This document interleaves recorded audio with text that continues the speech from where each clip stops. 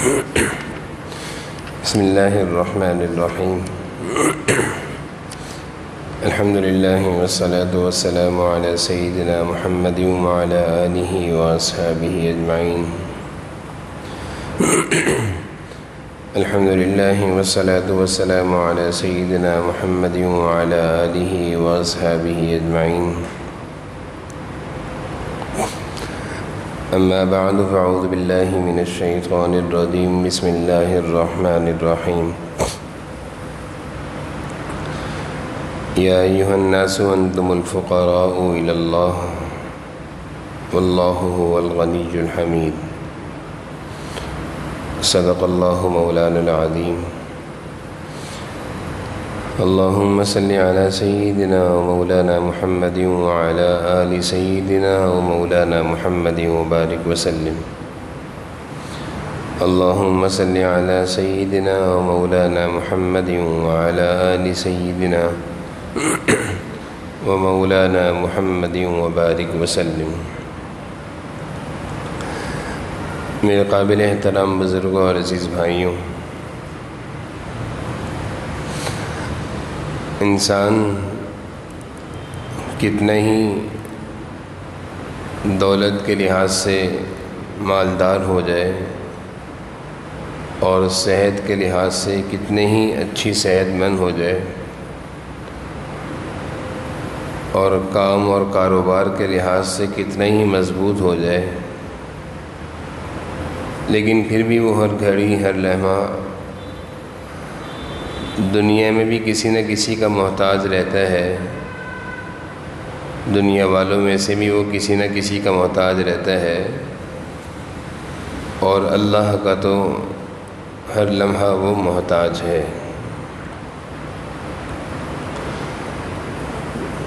کتنا ہی بڑا عقل مند ہو، صحت مند ہو، مالدار ہو، ساری ہی چیزیں اس کے پاس موجود ہوں، لیکن وہ پھر بھی دنیا والوں کا اسباب کے درجے میں کسی نہ کسی درجے کا محتاج ہے،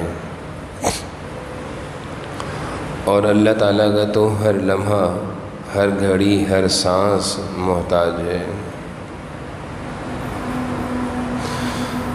دنیا میں ہم نے دیکھا ہے کہ اگر کوئی ملازم کسی کے پاس ملازمت کرتا ہو، اس کے پاس کام کرتا ہو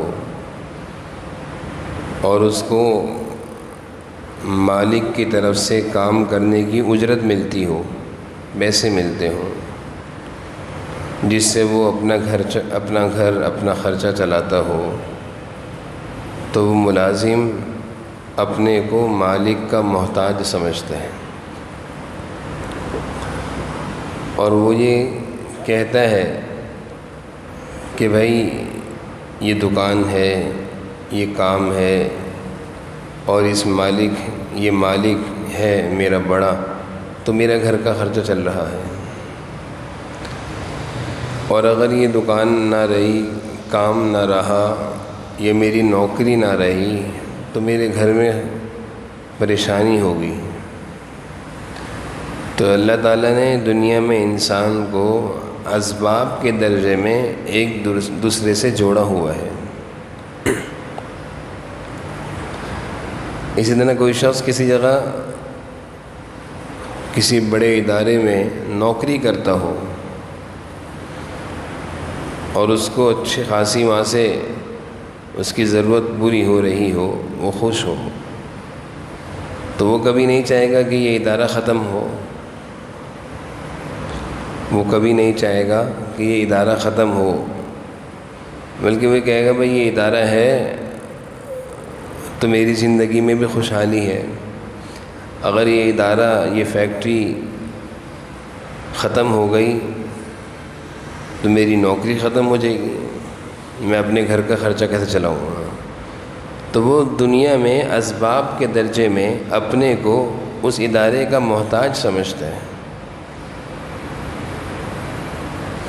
اور وہ اس ادارے کے مالکان سے کبھی بھی الجھنا لڑنا جھگڑنا پسند نہیں کرتا۔ اس کو پتہ ہے کہ اگر میں ان سے الجھا، ان کی بات نہ مانی، ان کا کہنا نہ سنا، ان کی نافرمانی کی، تو مجھے یہاں سے نکال دیا جائے گا۔ بیٹا ہے تو والدین کا محتاج ہے۔ اس کو پتہ ہے کہ یہ گھر کے مزے، یہ کھانا پینا، یہ سکون کی زندگی، یہ تو والدین کی وجہ سے ہے۔ ایک وقت کے لیے اگر والدین گھر سے نکال دیں تو کچھ بھی نہیں ہے، اندھیرا ہے۔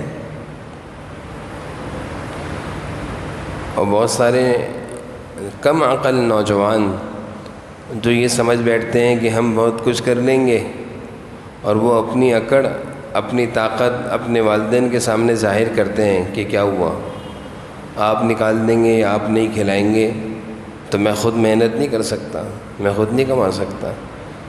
لیکن جب وہ دنیا میں قدم رکھتے ہیں اور ہاتھ پاؤں چلاتے ہیں، محنت کرتے ہیں، مزدوری کرتے ہیں، تو پھر ان کو بھی احساس ہو جاتا ہے کہ یہ تو والدین کی برکت تھی، ان کی مہربانی تھی، ان کی محنت کا نتیجہ تھا کہ سکون سے کھا رہے پی رہے تھے۔ اب پتہ چلتا ہے کہ کتنی محنت کرنی پڑتی ہے۔ تو پھر بیٹا اپنے کو والدین کا محتاج سمجھتا ہے کہ یہ میرے محسن ہیں، یہ میرے محسن ہیں، ان کی برکت سے میں نے پڑھا، جنہوں نے مجھے بڑا کیا، جوان کیا، اور اب ان کی برکت سے ہی میں کھا رہا ہوں۔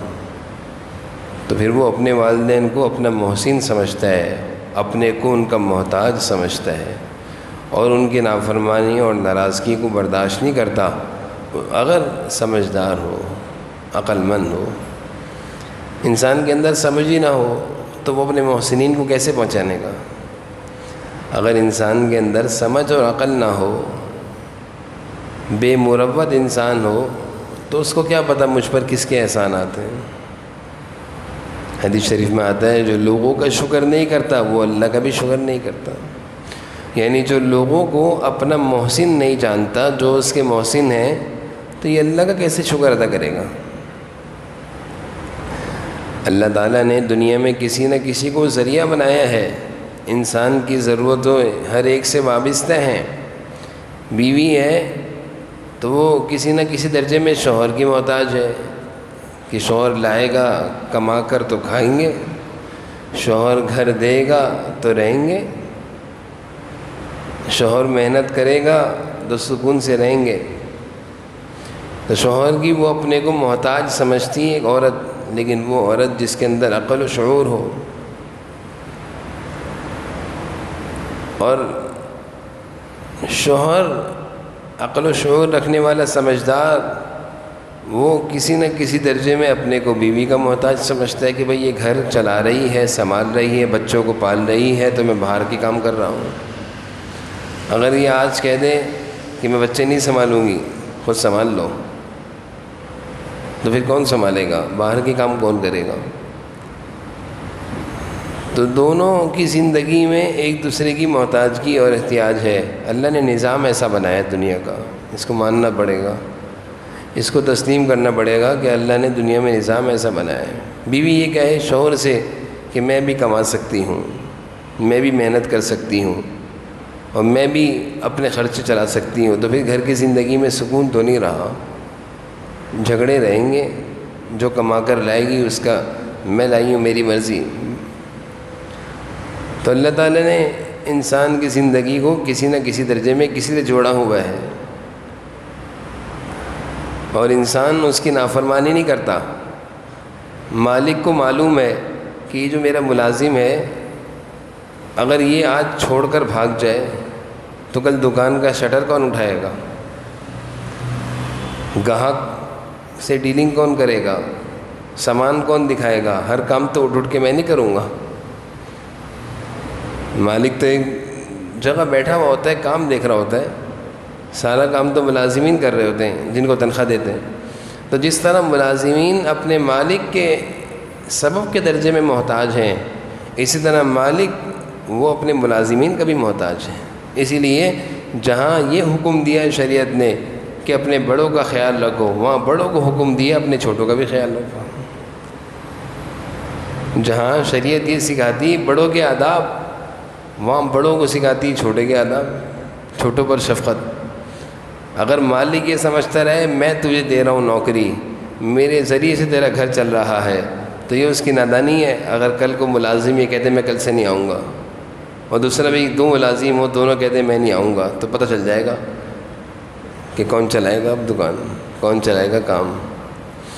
تو یہ اللہ تعالیٰ نے دنیا میں نظام بنایا بھائی، ایک دوسرے کو چھوڑا ہے اور انسان کو سمجھایا ہے کہ تم اسباب کے ذریعے میں دنیا میں کسی نہ کسی کے محتاج ہو۔ فیملی ڈاکٹر ہو جس سے ہم دوائی لیتے ہیں، اس کی دوائی سے فائدہ ہوتا ہے، تو وہ ڈاکٹر اگر دو باتیں سناتا ہے وہ بھی سنتے ہیں ہم۔ اگر وہ کسی بات پہ ڈانٹتا ہے تو وہ بھی برداشت کرتے ہیں، اور اگر وہ کہتا ہے کہ آپ کا میٹھا بند، تو وہ بھی برداشت۔ وجہ اس کی یہ ہے کہ اس کی دوائی سے ہمیں فائدہ ہو رہا ہے، ہم کسی نہ کسی درجے میں اس کے محتاج ہیں۔ اسباب کے درجے میں دیکھ لیں تو وہ اس ڈاکٹر کی بات کو نظر نیچے کر کے سنتا ہے، نہیں آپ صحیح کہہ رہے ہیں۔ تو اللہ تعالیٰ نے دنیا میں انسان کو جس طرح کسی نہ کسی درجے میں کسی کا محتاج رکھا ہے، اور انسان کسی نہ کسی درجے میں کسی کا محتاج ہے، اسی طرح انسان دنیا میں جب کسی کا محتاج ہوتا ہے تو وہ اپنے بڑوں کو ناراض کرنا عقل کے خلاف سمجھتا ہے، احسان کے خلاف سمجھتا ہے کہ میں اپنے بڑوں کو کیسے ناراض کروں، ان کے تو مجھ پر احسانات ہیں۔ ان کو ناراض نہیں کرتا، ان کی نافرمانی نہیں کرتا، ان کو ستاتا نہیں ہے، ان کا محسن بن کر رہتا ہے کہ یہ میرے محسن ہیں۔ اسی طرح ہم میں سے ہر شخص ہر گھڑی ہر لمحہ اپنے اللہ کا محتاج ہے، بہت محتاج ہے۔ ہم میں سے ہر شخص ہر گھڑی ہر لمحہ اپنے اللہ کا بہت محتاج ہے۔ ایک قدم اٹھانے میں بھی ہم اللہ کے محتاج ہیں۔ خدا نہ کرے پاؤں میں درد آ جائے تو قدم نہیں اٹھتا۔ کوئی بھی کام کرنے میں ہم اپنے اللہ کے محتاج ہیں۔ کتنا ہی بڑا عقل و شعور رکھنے والا انسان ہو اور یہ کہتا ہو کہ میں بہت عقل مند ہوں، میں نے اپنی عقل سے، اپنی محنت سے، اپنے فیصلوں سے یہ سب کچھ کیا ہے، تو ایک لمحے کے لیے اگر عقل دماغ کی رگ تھوڑی سی ہل جائے اور تھوڑی دیر بعد اس کو اٹھا کر پاگل خانے میں داخل کر دیا جاتا ہے کہ تم اب عقل مند نہیں رہے۔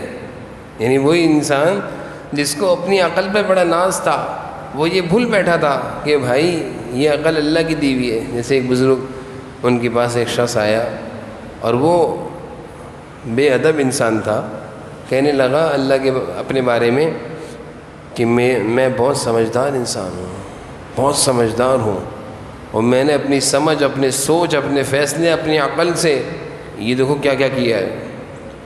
تو بزرگ اس کو سمجھانے لگے، بھائی بات سنو، تم سمجھدار ہو، تمہیں سمجھ کس نے دی ہے؟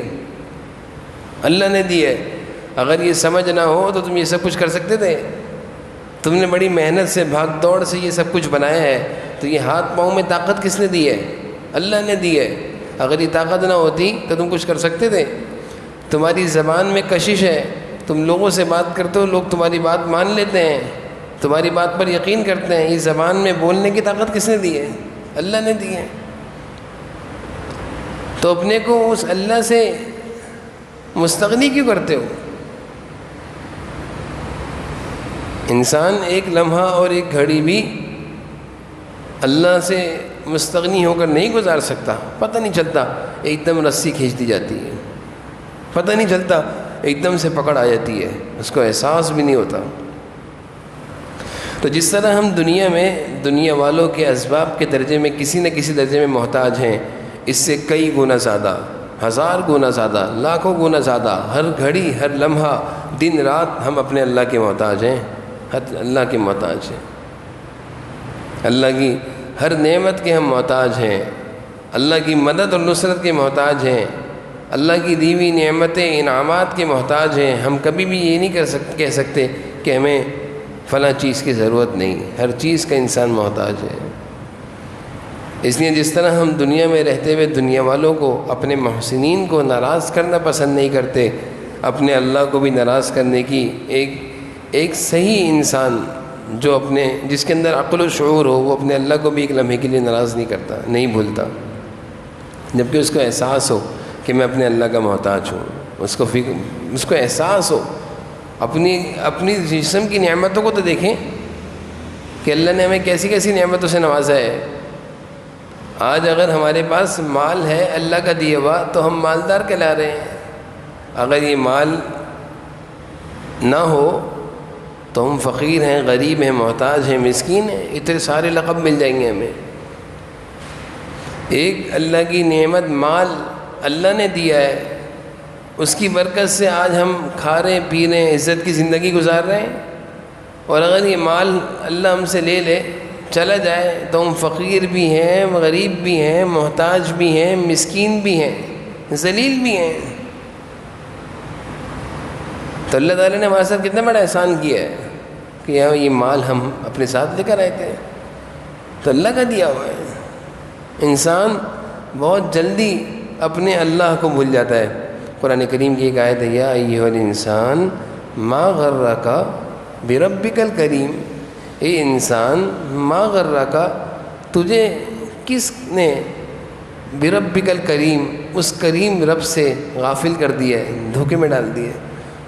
تو ساری دنیا کے احسان کے گیت گاتا ہے، ساری دنیا والوں کے احسان کے ہم گیت گاتے ہیں، اس نے میرے ساتھ یہ کیا تھا، اس نے میرے ساتھ یہ کیا تھا۔ کبھی زبان پر اللہ کا شکر آیا ہے کہ اللہ نے کیا کیا کیا ہے؟ کبھی اپنے اللہ کی بھی محتاجگی ظاہر کی ہے کہ میں اپنے اللہ کا محتاج ہوں؟ تو اکابرین، بزرگان دین، علماء دین یہی سمجھاتے ہیں کہ بھائی اپنے کو اپنے اللہ کا محتاج سمجھو، فقیر سمجھو۔ قرآن میں اللہ فرما رہے ہیں، یا ایھا الناس، اے لوگو، انتم الفقراء، تم سب فقیر ہو، محتاج ہو، الی اللہ، اللہ کے محتاج ہو، فقیر ہو، اور واللہ هو الغنی الحمید، وہ اللہ غنی ہے، اس کو تمہاری ضرورت نہیں ہے، اس کی مہربانی ہے کہ تمہارے لیے دروازہ کھلا ہوا ہے، آؤ، تمہارا فائدہ ہے، نہیں آؤ، اس کی طاقت میں، اس کی بادشاہت میں کمی نہیں آتی۔ انسان اگر اللہ کے در پہ آ کر اپنی ضرورت اللہ کے سامنے رکھتا ہے تو یہ انسان کی ضرورت ہے بھائی، اللہ کو ضرورت نہیں ہے ہماری، ہمیں ضرورت ہے اپنے اللہ کی کہ ہم اللہ کے در پہ آ کر اپنی حاجت، اپنی ضرورت رکھیں۔ اور جو انسان اپنے کو مستغنی سمجھتا ہے کہ مجھے دعا مانگنے کی ضرورت ہے، نہ مجھے اللہ سے تعلق جوڑنے کی ضرورت ہے، نہ مجھے اللہ سے قریب ہونے کی ضرورت ہے، نہ مجھے اللہ کو راضی کرنے کی فکر ہے، ضرورت ہے، تو یہ انسان انتہائی درجے کا نالائق ہے، نادان ہے۔ اور پھر خدا نہ کرے جب کوئی مشکل اور مصیبت آتی ہے، پھر انسان کو احساس ہوتا ہے کہ اللہ کے بغیر ہم کچھ نہیں کر سکتے۔ خدا نہ کرے کوئی بیماری، کوئی مصیبت آ جائے تو انسان کو پھر احساس ہو جاتا ہے کہ بھائی ہم اللہ کے محتاج ہیں، اس کے بغیر ہم کچھ نہیں کر سکتے۔ دوائی ہے، اس دوائی میں شفا بھی تو اللہ دیں گے، دوائی میں شفا بھی تو اللہ دیں گے۔ ڈاکٹر ہے، یہ کوئی نہیں کہ ڈاکٹر کے پاس جائیں گے وہ دوا دے گا، شفا مل جائے گی۔ اللہ تعالیٰ شفا چاہیں گے تو ملے گی، اللہ تعالیٰ شفا چاہیں گے تو ملے گی۔ تو اس وقت سب سے زیادہ جو ہماری طرف سے کوتاہی ہے وہ یہ ہے کہ ہم نے کبھی اپنے اللہ کا اپنے کو محتاج نہیں سمجھا۔ سب سے بڑی کوتاہی ہے کہ کبھی ہم نے اپنے اللہ کے سامنے عاجزی اور انکساری کے ساتھ نہیں جھکے، اور ہمارے اوپر یہ کبھی کیفیت نہیں آئی کہ اس اللہ کا میں ہر گھڑی محتاج ہوں، اس کے بغیر میں ایک لمحہ بھی نہیں گزار سکتا۔ اگر یہ کیفیت ہمیں نصیب ہو جائے تو پھر ہم اپنے اللہ کو ناراض کر کے سکون سے نہیں رہیں گے۔ گناہ تو انسان سے ہی ہوتا ہے، گناہ تو ہم لوگوں سے ہی ہوگا، لیکن گناہ کے بعد توبہ نہ کرنا، گناہ کے بعد ڈٹ جانا، یہ نالائقی کی بات ہے، یہ نادانی کی بات ہے، یہ بڑی نافرمانی ہے۔ غلطی ہو جائے اپنے اللہ کا اپنے کو محتاج سمجھتے ہوئے معافی مانگنے کے، اللہ ہمیں معاف کر دیں، آپ کے بغیر ہماری زندگی ادھوری ہے، آپ کے بغیر ہماری زندگی کچھ نہیں ہے، ہم بے بس ہیں، ہمارے اختیار میں کچھ نہیں ہے۔ اللہ آپ کے ہم ہر گھڑی محتاج ہیں، ہم کیسے آپ کے بغیر زندگی گزار سکتے ہیں؟ جیسے ایک میاں بیوی زندگی ساتھ گزارتے ہیں، تو ایک وقت میں بڑھاپے میں جا کر بیوی بھی یہ کہہ اٹھتی کہ میں ان کے ساتھ ہوں تو میری زندگی ہے، شوہر بھی یہ کہہ اٹھتا ہے کہ یہ ہے تو میری زندگی ہے۔ زندگی ایک ساتھ گزاری ہے، تعلق ہو جاتا ہے، ساتھ رہ کر ایک دوسرے کی ضرورت بن جاتے ہیں، جبکہ ایک دوسرے کے کوئی کام نہیں کر رہے ہوتے، دونوں بستر پہ ہوتے ہیں، بڑھاپا ہوتا ہے، لیکن ساتھ رہ کر اتنا تعلق ہو جاتا ہے کہ ایک دوسرے کو محتاج سمجھ رہے ہوتے ہیں ایک دوسرے کے بغیر، کہ میں اس کا محتاج ہوں۔ تو اسی طرح بندہ جب اپنے اللہ کے ساتھ رہتا ہے تو اس کی بھی یہ کیفیت ہونی چاہیے کہ میں اپنے اللہ کا محتاج ہوں، ہر گھڑی میں اپنے اللہ کا محتاج ہوں، ہر کام میں، ہر فعل میں اپنے اللہ کا محتاج ہوں۔ میں اپنے اللہ کی مرضی، اللہ کے احسانات کے بغیر زندگی نہیں گزار سکتا، اللہ کی نعمتوں کے بغیر میں زندگی نہیں گزار سکتا۔ اچھے ٹھیک ٹھاک کھاتے پیتے کتنے لوگ ہوتے ہیں کہ لمحے بھر میں ایسے حالات آتے ہیں کہ سب چلا جاتا ہے۔ ایک ڈاکٹر صاحب کے بارے میں ہم نے سنا، اچھے خاصے جا رہے ہیں اپنی کلینک پہ، ٹھیک ٹھاک اپنی کلینک پہ جیسے ہی اندر داخل ہونے لگے، آنکھیں ٹھیک تھیں، ایک دم سے آنکھوں کی بینائی چلی گئی، ایک دم سے آنکھوں کی بینائی چلی گئی۔ کچھ بھی نہیں تھا، یہ آنکھوں کی بینائی، اس آنکھ کا انسان کتنا محتاج ہے، جب ہے تو پتہ بھی نہیں ہے، اور جب نہیں ہے تو پھر پتہ ہوتا ہے کہ میں دنیا کے کوئی نظارے نہیں دیکھ سکتا۔ کسی نابینے سے کسی نے پوچھا کہ بھائی کیا تکلیف ہے؟ اس نے کیا تکلیف ہے؟ آنکھ نہیں تو دنیا نہیں، دیکھا کیا میں نے دنیا میں؟ نہ اپنے ماں باپ کو دیکھ سکا، نہ اپنے بہن بھائیوں کو دیکھ سکا، نہ زمین و آسمان کو دیکھ سکا، نہ درختوں کو دیکھ سکا، سنتا تو ہوں، مجھے تو نہیں پتہ کیسے ہیں یہ۔ تو اللہ تعالیٰ کی یہ نعمت ہے، یہ آنکھ جس کو ہم استعمال کر رہے ہیں۔ تو وہ ڈاکٹر جا رہے ہیں اپنی کلینک میں مریضوں کو دیکھنے کے لیے، اچانک سے آنکھ کی بینائی چلی گئی۔ دیکھنے کے لیے گئے تھے مریضوں کو، خود مریض بن کر گھر آ گئے، خود مریض بن کر اٹھا کر ان کو گھر لا گئے، چھوڑا گیا۔ تو ایسا بھی ہوتا ہے، انسان کو اللہ تعالیٰ یہ سمجھا رہے ہوتے ہیں کہ تو کتنا ہی بڑا بن جائے، تو ڈاکٹر ہے، دوسروں کو ٹھیک کر رہا ہے، لیکن تو بھی میرا محتاج ہے، تو بھی میرا محتاج ہے۔ یہ مت سمجھنا کہ تو میرا محتاج نہیں ہے۔ اللہ تعالیٰ اس طرح انسان کو سمجھاتے ہیں کہ ہوش کے ناخن لو، عقل کے ناخن لو، تم کسی بھی طرح مجھ سے مستغنی نہیں ہو سکتے۔ تو یہ ہماری کوتاہی ہے کہ ہم اس کو سمجھتے نہیں ہیں۔ تو اللہ تعالیٰ کا قرب حاصل کرنا، اللہ تعالیٰ کا تعلق حاصل کرنا، چلتے پھرتے اپنے اللہ سے معافیاں مانگتے رہنا، کوئی غلطی ہو جائے اللہ کو منانے کی فکر کرنا، اللہ کو راضی کرنے کی فکر کرنا، یہ بڑی زبردست چیز ہے، یہ بہت بڑی حقیقت ہے جس کو نصیب ہو جائے کہ اللہ کا قرب نصیب ہو جائے، اللہ کا تعلق نصیب ہو جائے، اللہ مجھ سے راضی ہو جائے، کوئی غلطی ہو جائے فوراً معافی مانگ لی، ایک لمحے کے لیے بھی اللہ سے غافل نہ رہے، یہ بہت بڑی دولت ہے، یہ بہت بڑی دولت ہے اس کے لیے جو اس کو دولت سمجھے۔ اور جو کہیں نہیں جیسی زندگی گزرتی رہے گی تو یہ بڑا محروم ہے، تو یہ دولت اس کے لیے ہے جو اس کو دولت سمجھے۔ اللہ کے نیک بندے اہل اللہ کے بندوں کو یہی سمجھاتے ہیں کہ بھائی اللہ کا قرب حاصل کرو، اللہ کا تعلق حاصل کرو، اللہ کو راضی کرنے کی فکر کرو، اللہ کی مرضی کی زندگی اختیار کرو، اللہ کے حکموں کو پورا کرنے کی فکر کرو۔ کرنے سے پہلے سوچو کہ کس کو ناراض کر رہے ہو، ایک معمولی طاقت والے کو ناراض کر رہے ہو کہ اللہ کو اتنا معمولی سمجھ لیا ہے کہ انسان کسی بندے کے سامنے گناہ کرتے ہوئے تو گھبراتا ہے، اللہ کے سامنے نہیں گھبراتا۔ یعنی حال ہمارا یہ ہو گیا ہے کہ لوگوں سے تو چھپ کر کرتے ہیں کہ لوگ نہ دیکھ لیں، لیکن اللہ کا کوئی ڈر نہیں ہے کہ اللہ بھی تو دیکھ رہے ہیں۔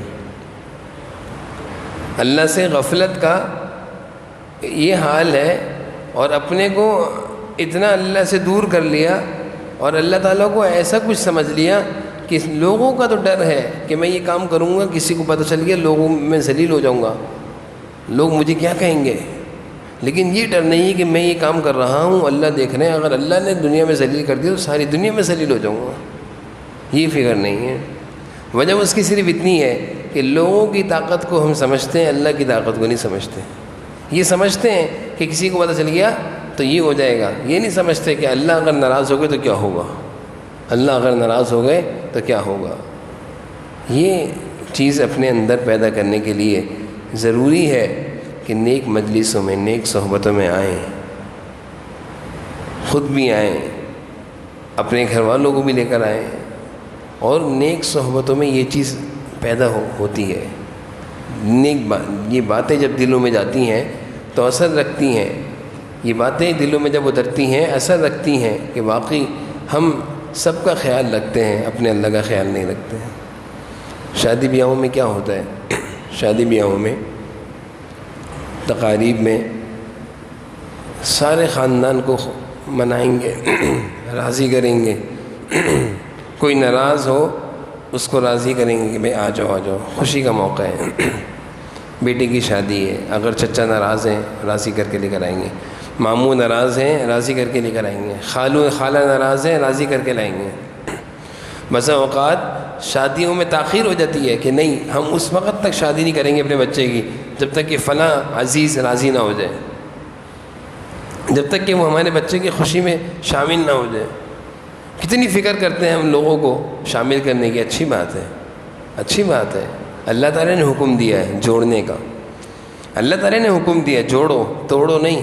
اللہ نے توڑنے سے روکا ہے، جوڑنے کا حکم دیا ہے. تو ہم کتنی فکر کرتے ہیں. جو عزیز ناراض نہ ہو رشتہ داروں میں سے، عزیز و قریب میں سے، ان کو راضی کر کے لے کر آتے ہیں. لیکن ہم اسی موقع پر، اسی تقاریب میں ایسی حرکتیں کرتے ہیں، ایسے کام کرتے ہیں کہ جس سے اپنے اللہ کو ناراض کر کے وہاں سے اللہ کی رحمت چلی جاتی ہے. اللہ اور اس کے رسول ناراض ہو کر چلے جاتے ہیں، اس کی ہمیں فکر نہیں ہے. سارے خاندان کو راضی کرنے کی فکر ہے، اللہ اور اس کے رسول کو راضی کرنے کی فکر نہیں ہے. یہ نہیں پتہ کہ میں اپنی خوشی کی تقریب میں جو یہ کام کر رہا ہوں اس سے اللہ بھی ناراض ہے، اللہ کے رسول بھی ناراض ہیں، میری خوشی کی تقریب ادھوری ہے.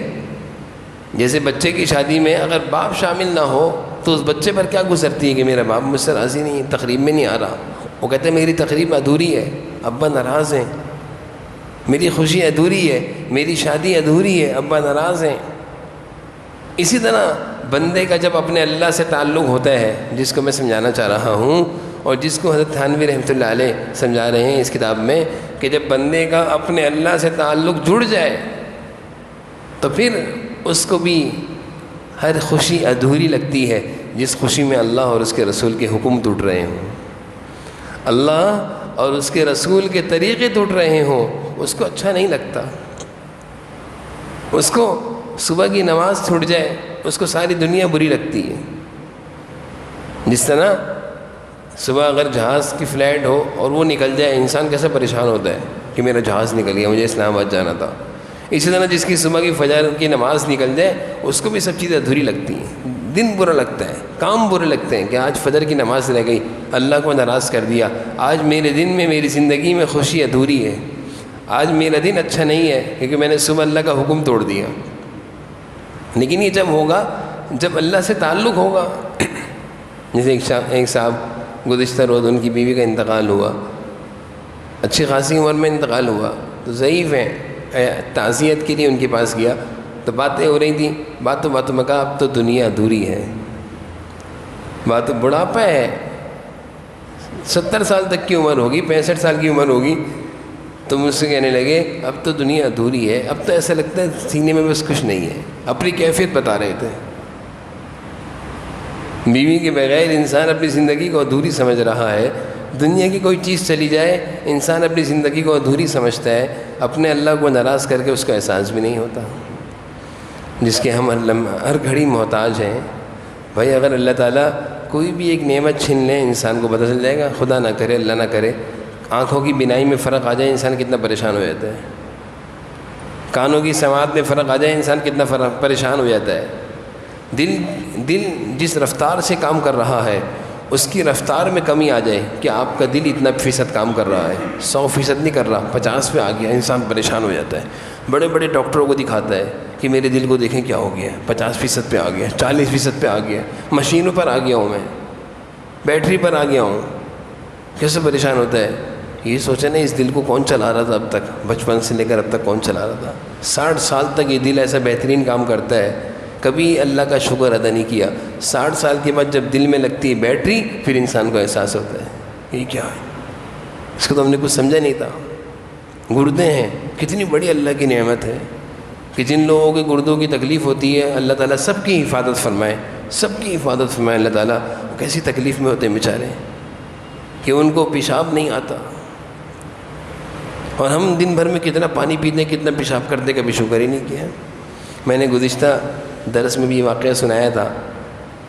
خلیفہ ہارون رشید بہت بڑے خلیفہ گزرے ہیں, ان کے پاس ایک اللہ کے نیک بندے سلمان بن حرب آئے. ان کی موجودگی میں خلیفہ ہارون رشید نے پانی منگوایا, بھائی گلاس پانی لاؤ مجھے پیاس لگ رہی ہے. تو درباری گلاس میں پانی لے کر آیا, تو سلمان بن حرب نے وہ گلاس پانی کا لے کر اپنے پاس رکھ لیا کہ ہارون رشید آپ بادشاہ ہیں, گستاخی معاف, ناراض نہیں ہوئیے گا, ایک سوال کرتا ہوں, پانی بعد میں پیے گا. سوال یہ ہے کہ یہ پانی کا گلاس ہے,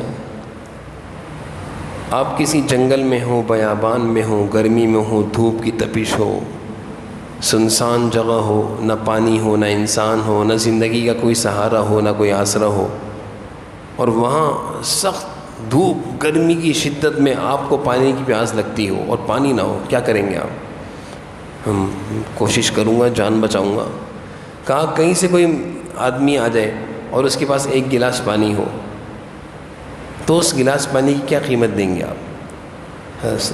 خلیفہ ہارون رشید کہنے لگا اپنی جان پیاری ہے, آدھی سلطنت دے دوں گا, آدھی سلطنت دے دوں گا, گلاس پانی لوں گا. آدھی سلطنت میں ایک گلاس پانی پی کر اپنی جان بچاؤں گا. تو حضرت سلمان بن حرب نے دوسرا سوال کیا, آپ نے پانی پی لیا, پانی پینے کے بعد پیشاب نہیں ہوتا, پیشاب رک گیا, پانی اندر رک گیا, اور تکلیف ہے شدید, تڑپ رہے ہیں آپ, چیخیں مار رہے ہیں, پانی جسم سے نہیں نکل رہا, گردوں نے کام چھوڑ دیا ہے, اللہ حفاظت فرمائے. اس تکلیف میں آپ نے ساری دنیا کے طبیبوں کو, سارے ڈاکٹروں کو بلا لیا, کسی کی دوائی, کسی کا علاج آپ پر اثر نہیں ہوا. اتنے میں ایک ڈاکٹر آتا ہے اور وہ کہتا ہے میں ایسی دوائی دوں گا. ایک طبیب کہتا ہے میں آپ کو ایسی دوائی دوں گا جس سے آپ کا یہ استنجا کی جو تکلیف ہے صحیح ہو جائے گی, پیشاب نکل جائے گا. کیا قیمت دیں گے؟ تڑپ رہے ہیں آپ, مچل رہے ہیں تکلیف میں. تو خلیفہ ہارون رشید کہنے لگے بقیہ آدھی سلطنت دے دوں گا, بقیہ آدھی سلطنت دے دوں گا. تو سلمان بن حرب کہنے لگے یہ لیں گلاس پانی, پانی پئیں. ذرا سوچیں کہ اس طرح دن رات میں ہم کتنے گلاس پیتے ہیں اور کتنے نکالتے ہیں. کبھی اللہ کا شکر ادا کیا ہے؟ کبھی سمجھا ہے کہ ہم اپنے اللہ کے کتنے محتاج ہیں؟ کبھی سوچا ہے کہ یہ پانی نہ ملے اللہ کے محتاج ہیں, مل جائے پی لیں, جسم سے نہ نکلے اللہ کے محتاج ہیں. سوچے تو یہ چیز اگر ہمیں نصیب ہو جائے ہم اللہ کے بہت بڑے مقرب بندے بن سکتے ہیں. یہ سوچیں کہ ہم ہر لمحے اللہ کے محتاج ہیں. بھائی نوالا کھانے میں بھی محتاج ہیں, نوالا ہضم ہونے میں بھی محتاج ہیں. ہم ہر گھڑی یہ چیز جس کو نصیب ہو جائے اور جو سمجھ لے کہ میں اللہ کی محتاجگی کے بغیر زندگی میں نہیں گزار سکتا, اللہ کو ناراض کر کر میری زندگی ادھوری ہے, میں بے بس ہوں, میں اللہ کا محتاج ہوں, میں فقیر ہوں اپنے اللہ کا, وہ غنی ہے, واللہ هو الغنی الحمید. یہ چیز جس کو نصیب ہو جائے اس کی زندگی بہت قیمتی ہو جائے گی, بہت خوش نصیب انسان ہوگا. تو اللہ والے یہی چیز سکھاتے ہیں. اہل اللہ کی جب ہم صحبت میں جاتے ہیں, بزرگوں کے پاس جاتے ہیں, تو وہ یہ سکھاتے ہیں کہ بھئی اللہ کے ساتھ زندگی گزارنے کا طریقہ سیکھو, کہ اللہ کے ساتھ کیسے رہنا ہے. بیوی کے ساتھ رہنا سیکھتے ہو, بیوی شوہر کے ساتھ رہنے کو سیکھتی ہے. کسی وزیر اعظم سے ملاقات ہو تو 100 دفعہ ملاقات سے پہلے مشورے کرتے ہو کہ کس طرح ملاقات کرنی ہوگی. مشیروں سے, جج کے سامنے حاضر ہو تو وکیل سے ٹریننگ لیتے ہو کہ کیا بولنا ہے کیا نہیں بولنا. اللہ کے ساتھ رہنے کا کوئی طریقہ ہی نہیں سیکھا, کبھی سیکھا ہی نہیں ہے کہ اللہ کی بندگی کس طرح کرنی ہے, کیسے اللہ کے ساتھ رہنا ہے. یہ اس لیے ہے کہ اللہ کی عظمت اور محبت نہیں. انسان کو جب یہ چیز نصیب ہو جائے گی تو پھر انسان کو اللہ کے ساتھ رہنے کا طریقہ بھی سیکھے گا کہ کیسے میں اپنے اللہ کو راضی کروں, ایک لمحہ بھی اپنے اللہ کو ناراض نہ کروں. اللہ تعالی ہم سب کو سمجھنے کی اور عمل کی توفیق نصیب فرمائے. جو کچھ کہا سنا اس پر عمل کی توفیق نصیب فرمائے. وآخر دعوانا الحمد للہ رب العالمین والعاقبۃ للمتقین والصلاۃ والسلام علی سیدنا محمد. اللهم صل على سيدنا مولانا محمد وعلى آل سيدنا یا ذا الجلال والاکرام یا الہ العالمین یا ارحم الراحمین۔ یا اللہ آپ کی توفیق سے جو کچھ باتیں کہیں سنی اس پر ہم سب کو عمل کی توفیق نصیب فرما۔ اللہ عمل کی توفیق نصیب فرما۔ اللہ اپنا قرب نصیب فرما، اپنا تعلق نصیب فرما، اپنی محبت نصیب فرما، اپنی معرفت نصیب فرما۔ اللہ ہر طرح کی گناہوں سے، نالائقیوں سے، نافرمانیوں سے ہماری حفاظت فرما۔ اللہ ہم سب کے حال پر رحم فرما، ہم سب کے حال پر رحم فرما، ہم سب کے گناہوں کو معاف فرما، نیکیوں کی تقوی کی زندگی نصیب فرما، صحت و عافیت کی زندگی نصیب فرما، گناہوں اور غفلتوں کی زندگی سے، بیماریوں اور پریشانیوں کی زندگی سے ہم سب کی حفاظت فرما۔ اللہ ایک ایک لمحہ آپ کی مرضی کے مطابق، آپ کی رضا کے مطابق ہماری زندگی کا ہر لمحہ گزرے، ایک لمحہ بھی یا اللہ گناہوں میں اور غفلتوں میں نہ گزرے۔ یا اللہ ہم ہر گھڑی، ہر لمحہ اپنے کو آپ کا محتاج سمجھیں، آپ کا محتاج سمجھیں، آپ کی مرضی کے مطابق زندگی گزاریں، آپ کو ناراض نہ کریں، ناراض کرنے کے بعد ہمیں اپنی زندگی ادھوری معلوم ہو۔ اللہ ہمیں ایسی زندگی نصیب فرما، ایسی زندگی نصیب فرما۔